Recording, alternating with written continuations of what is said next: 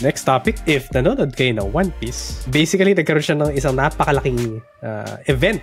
Makakonsider ko siya national event na siya nung recently. Global event na siya. What am I talking about? Basically, pinakita na nila yung Gear 5 ni Luffy. Siya, no? Imagine mo naging global event ang Super Saiyan. Parang ganun ng ganung level actually, siya. no? Merong social media nung unang nag-Super Saiyan si Goku. Oo. Sa tingin ko din. So, at ngayon, na-experience siya. Kaso sa One Piece siya. As you know, I'm a fan of One Piece. So, I'm happy na may ganun siya, no?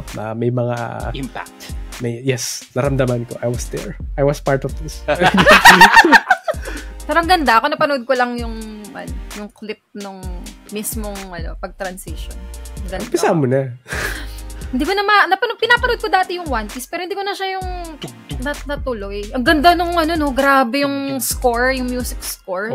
Overtaken? Shit. Overtaken na Drums of Liberation. Drums of Liberation. Sabi ko, shit, ang galing. Ganda. So, about that. So, kasi, yun nga. Because mayroong issue about that. Hindi naman lahat natuwa. So, apparently, according kay Anime Senpai, again, si Anime Senpai. Kasi Senpai siya ng anime. So, reliable source to.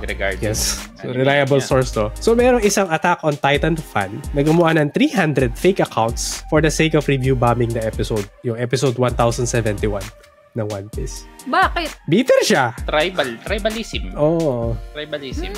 Oh my God. Your thing cannot be better than my thing. Yeah. 300 Hindi siya biro. Actually, pinost siya sa Twitter. Nakita ko yung images ng niya. Gagawa siya ng payouts. Ang dami niyang time, Ang dami niyang time sa buhay. Oo, kasi wala pang Attack on Titan eh. Pero grabe naman yun. But why not just support it? Parang ganun, diba? Win yun sa community, di ba? Hindi pwede. Ay, hindi pa pwede. Okay. Hindi pwede. Ganyan ang mga community na mga... Sorry. Hindi nga pala pwede. Kailangan you take one side. Hindi pwede. Oh my God. Ganyan talaga madalas. My anime is better than yours. My old school anime is better than yours. Laging may mga ganyang conversation online.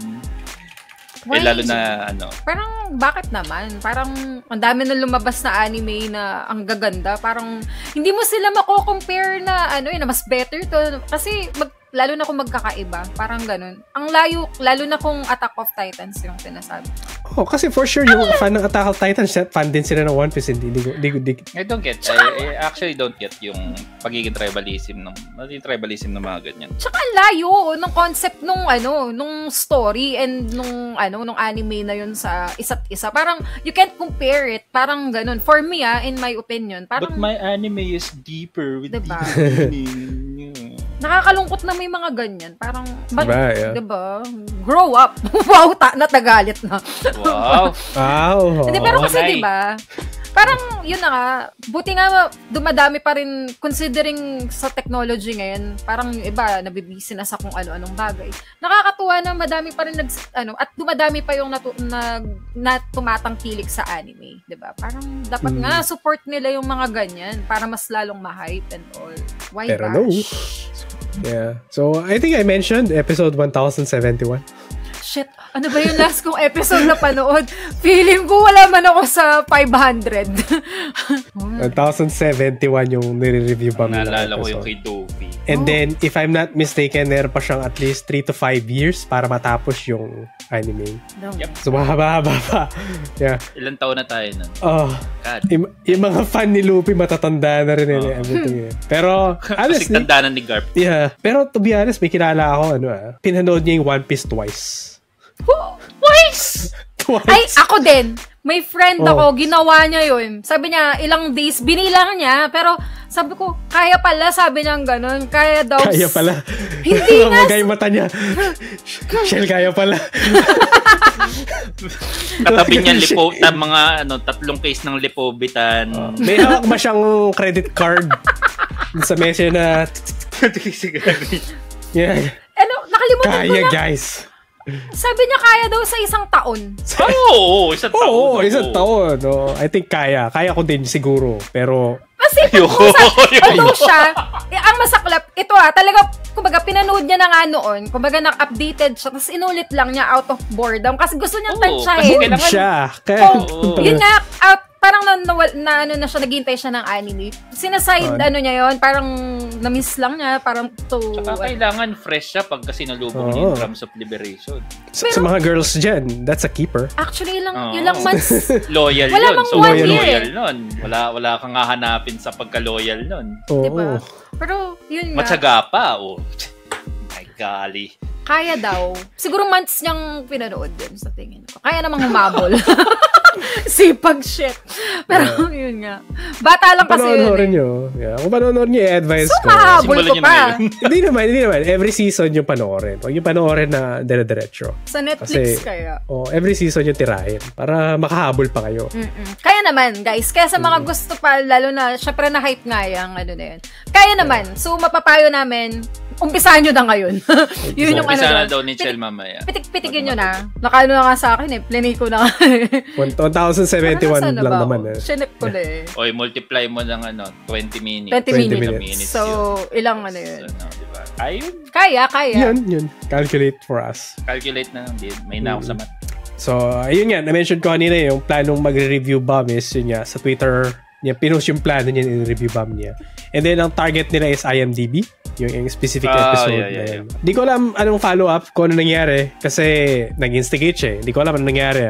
Baka mamaya naggantihan sila after that one. Tsaka meron din may naririnig din akong feedback regarding sa art nung episode na yun. Ano daw yun? Anong sabi? Bakit daw siya mukhang Looney Tunes. Yun ang nireklamo nila. Parang ako hindi ko naman talaga nasundan si yung One Piece. Pero alam ko yung parang yung idea nung power ni Nika nung niya. Tapos alam ko yung mentality ni Luffy. Kaya hindi ako nagulat na ganun yung representation ng power niya. Ang ganda nga nung animation. Ang ganda nga. Tuwa ako. Sabi ko, parang ako nga sabi ko, kung iniisip mo kung anong magiging mukha ng Looney Tunes pagka naging anime siya. Ito yun. Ganun. Yun, actually. Tapos meron din ako nabasa, bakit daw white daw yung, parang meron lang ako nakita na article na gano'n. Ang gusto niyang kulay. Anong gusto niyang kulay? Yun nga parang bakit daw white daw yung hair? Sabi nung may nag-react. Gold. Actually, gusto kong gold. Anong gusto nilang kulay? Para Super Saiyan talaga. Yun yung Ultra Instinct kasi. Ultra Instinct kakaraman sa bagay. So, yun yung naka-illustrate kahit sa manga. Hindi ko nga din nag-gets yung Bakit white daw talaga siya kahit sa manga? Western to, no? Western na author na naman to, no? Di ko sure, pero article yun. As in, nagulat na ako. Bakit nagre-react na? Kotako ba to? May chance. Hanapin ko nga ulit. Pero meron talaga. May sumulat nun. Bakit daw ganun yung hair? Parang, anong gusto niyang color? Parang, gawa kayo ng anime nyo. Do not understand. Pero nakakatawa. Ibang culture to, guys.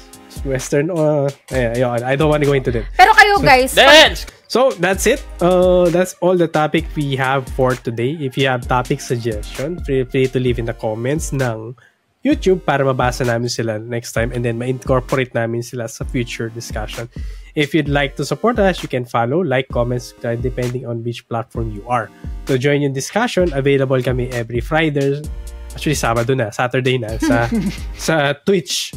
Right? And then, para kay Onset, next time, try namin sa Discord. We'll see. We'll plan it kung paano yung plan in regards with that.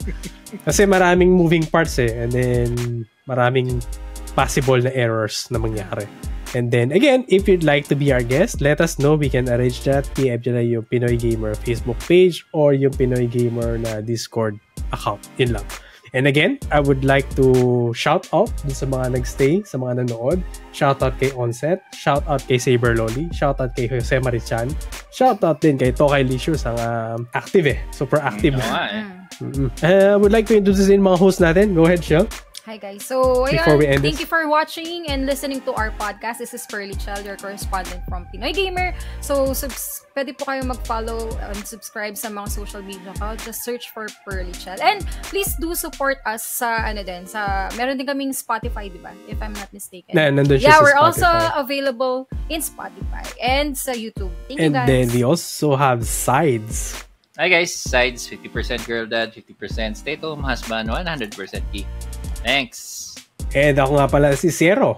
See you and Rev Major. Bye-bye.